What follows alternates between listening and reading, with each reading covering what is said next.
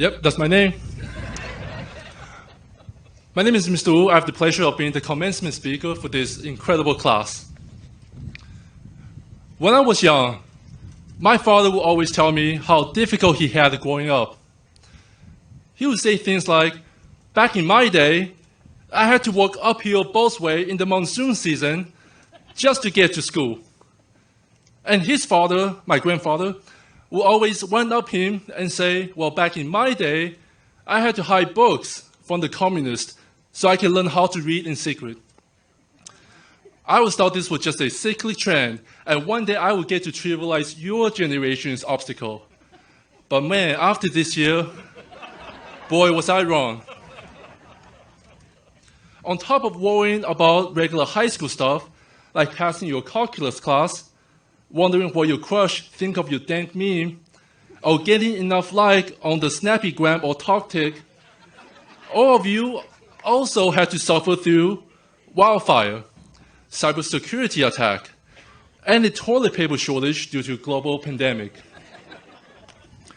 I don't even know how to top that. The worst thing I could say was that back in my day, if I wanted to complain about the new Star Wars movie on the internet, I had to wait for my mom to get off the phone first. So congratulations, class of 2020. Graduating high school is an achievement on its own. But all of you guys did it on hard mode. If graduating high school was a video game, this year would be Dark Souls 3. For those of you too old to get that reference, imagine playing Pac-Man, but there's no power palette, so the ghost never turned blue.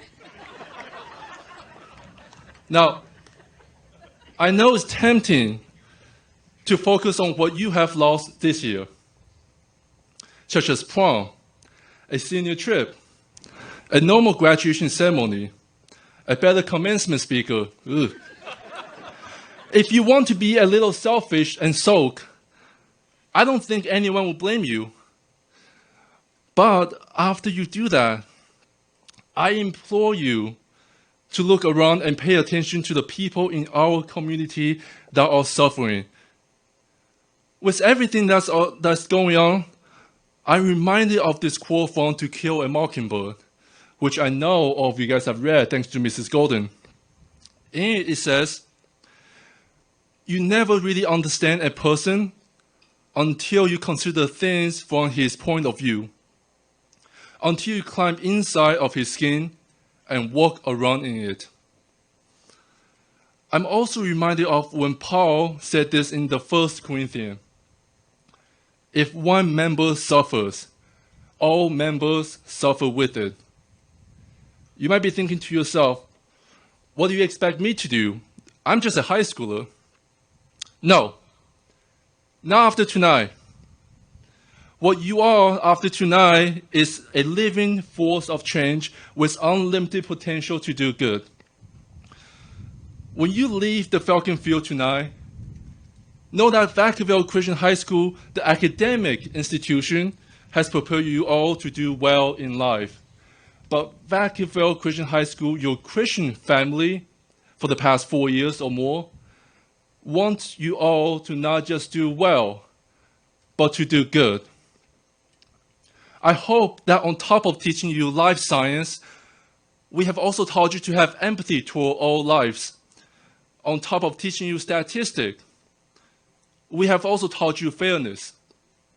On top of teaching you history, we have also taught you to be impartial. The Bible teacher have asked you to fulfill your service hour each semester, so you can experience what it is like to invest in your own community. What, you think Mr. Powell enjoyed chasing you down the hallway for your service paper? So years after you graduate and leave this place, when you're doing well, I hope you remember to do good too.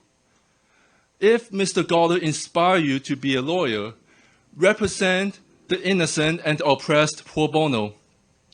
If Mr. Cook inspired you to be a doctor, offer your expertise to Doctor Without Borders.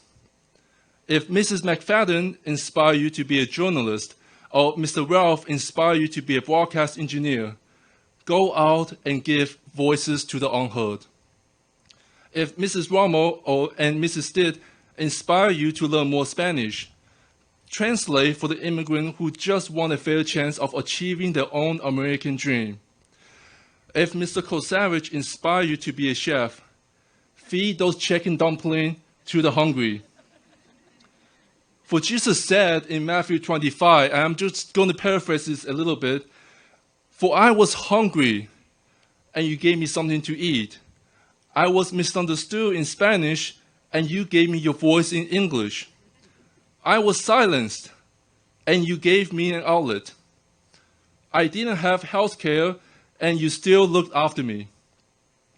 I was falsely imprisoned, and you came to my defense.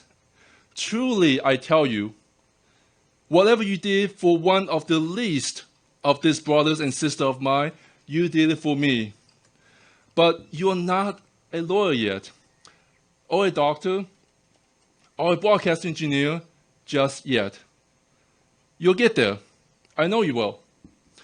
But tonight, you should just celebrate your current achievement.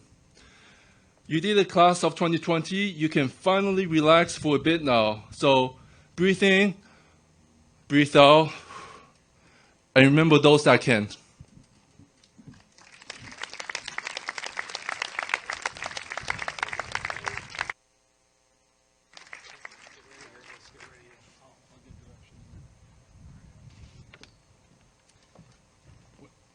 Which side would